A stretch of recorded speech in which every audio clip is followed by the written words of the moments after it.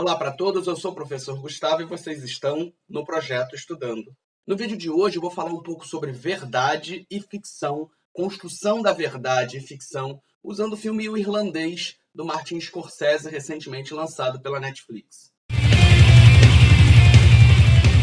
Primeiro, antes de mais nada, eu quero deixar bem claro que esse vídeo não é uma crítica, eu não sou crítico de cinema, eu sou historiador, eu sou professor de história, então eu vou trazer o filme para um debate, para uma reflexão um pouco diferente do que a gente geralmente faz aqui no vídeo. Eu não vou dar muitas respostas, eu vou apenas suscitar algumas perguntas, levando a gente, eu, você, espectador, a uma reflexão, a um pensamento. Espero que seja legal, gente. Dirigido por Martin Scorsese, lançado na Netflix nesse ano, esse filme está competindo, esse filme está concorrendo ao Oscar e a diversos prêmios nessa temporada de premiações. Ele é baseado no livro de um investigador americano chamado Charles Brand. E o livro, se eu não me engano, se chama Eu Soube Que Você Pinta Casas, ou algo parecido assim, fazendo uma referência aos assassinatos que são contados no filme. O livro, e o filme, obviamente, contam a trajetória de Frank Sherman, o dito irlandês, um assassino, um mercenário contratado pela máfia para poder fazer vários assassinatos que são demonstrados ali durante o filme. Meu objetivo aqui não é dar nenhum spoiler do filme, mas existem pessoas que são muito sensíveis a qualquer tipo de informação que exista no filme.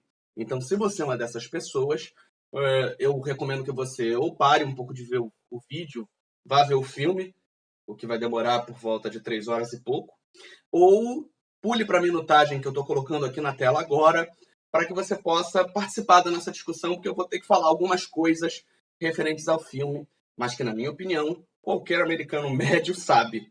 Por quê? Porque, na verdade, e aqui já é para ter saltado quem é spoilerfóbico, o que atrai mais as pessoas para o filme é justamente o seu final, que já é praticamente conhecido no imaginário social americano. Porque o filme e o livro sustentam a tese de que o Frank Sherman, o irlandês, teria sido o assassino de um importante sindicalista americano chamado Jimmy Hoffa.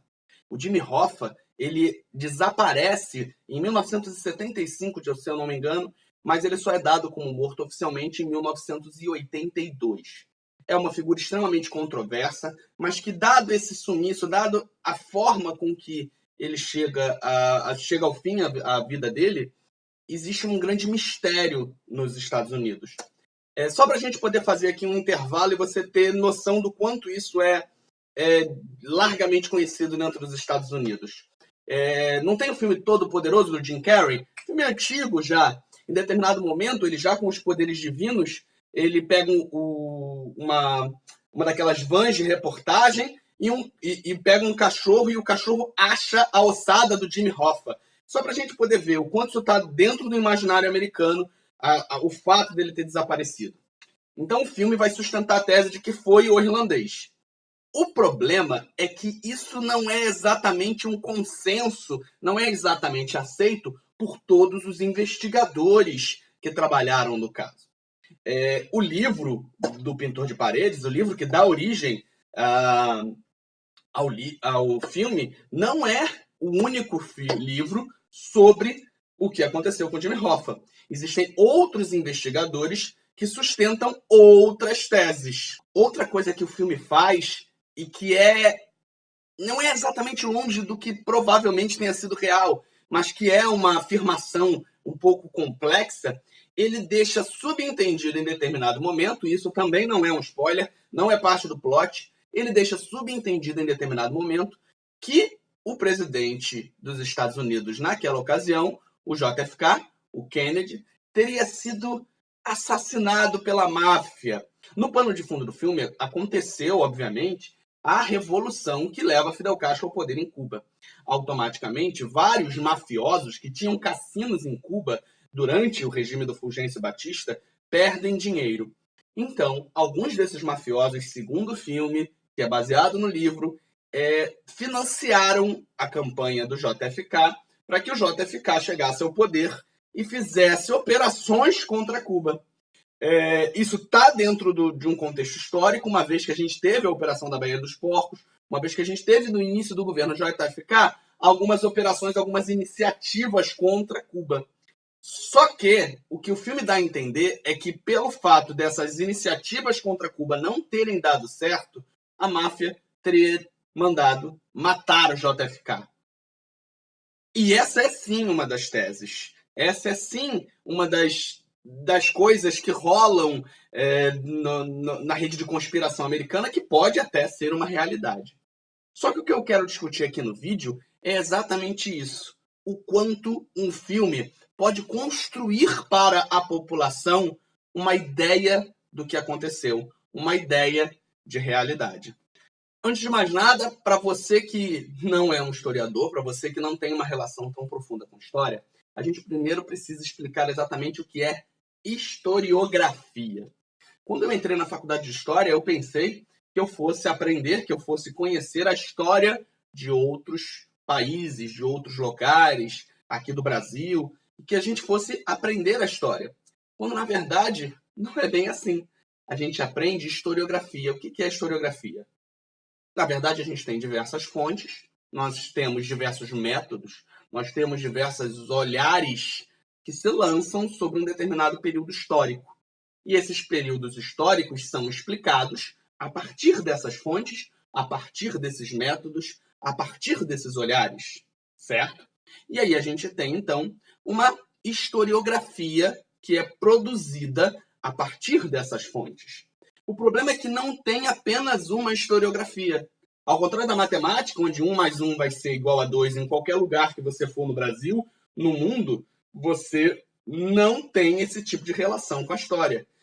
Dependendo de determinado campo historiográfico, você vai ter uma verdade sobre os acontecimentos e em determinado outro campo historiográfico você vai ter uma segunda verdade, o que é extremamente complexo e dá vazão a diversas discussões, o que é extremamente complicado, porque você pode ter, por exemplo, teorias historiográficas que são antagônicas. E como é que a gente vai ter certeza se aquela teoria que está sendo mais polêmica realmente observou todos os fatos? Como é que a gente vai construir o nosso passado? Através do consenso. Ou seja, um número mínimo, um número X de historiadores vão dar legitimidade àquele processo historiográfico, àquele conteúdo. Mas, ainda assim, vão ter aquelas pessoas que vão negar aquilo. História não é opinião, história é ciência. Mas como uma ciência humana que não é reproduzível, que não tem a reprodutibilidade que outras ciências vão ter, ela vai acabar gerando esse tipo de polêmica. E aí eu quero entrar em outra questão aqui com vocês. Quem lembra do 9º ano, do 3º ano em História, a gente discutia muito o que é nacionalismo e o projeto de nação. O projeto de nação, ele na verdade, ele ganha muito corpo ali na virada do século XIX para o século XX. E aí a gente tem aquilo que eu faço os meus alunos praticamente decorarem, o que não é um conceito muito bom para a história, mas que facilita em determinados momentos. O que é nacionalismo? Um grupo de pessoas que possuem um passado comum, uma cultura em comum e uma língua em comum, que desejam, que buscam ter um Estado comum. Só que esse passado é uma construção da história e da historiografia. Sendo assim, a gente tem algo que a gente pode chamar de memória do passado, uma memória histórica. E essa semana aconteceu algo que eu considero perfeito para a gente usar aqui como exemplo do que é essa memória histórica. Várias pessoas falam para mim que detestam história, que não gostavam de história enquanto disciplina, mas a história acaba tendo um papel no cotidiano. Essa semana, o jogador de futebol Gabigol, o Gabriel, eu não me lembro agora o sobrenome dele, e você que não é flamenguista, por favor, não para o vídeo, escuta o que a gente vai falar. Ele ficou no Flamengo, havia uma negociação entre o Flamengo e a Inter de Milão, e ele ficou no Flamengo. E ele anunciou isso como parafraseando Dom Pedro I e o Dia do Fico. Então ele falou, se é para alegria geral da nação, eu fico. Aquela frasezinha básica, certo? Gente, o Gabigol é um historiador? O Gabigol gostava de história? Pode ser que sim, pode ser que não.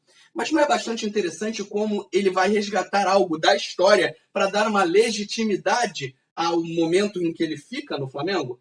Usando, é lógico, uma metáfora entre a nação brasileira e a nação rubro-negra. Os flamenguistas chegaram a alterar a Wikipédia do dia do fico e colocar que era o dia que o Gabigol ficou, ressignificando um momento histórico. Mas o fato da gente ter entendido automaticamente que o dia do fico do Gabigol era parafraseado do dia do fico do Dom Pedro I, é porque a gente tem uma memória histórica.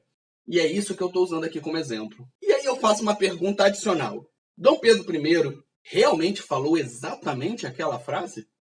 Ou isso é cristalizado na memória coletiva através de sucessivas aulas de história que vocês tiveram, que são baseadas em trabalhos historiográficos de historiadores?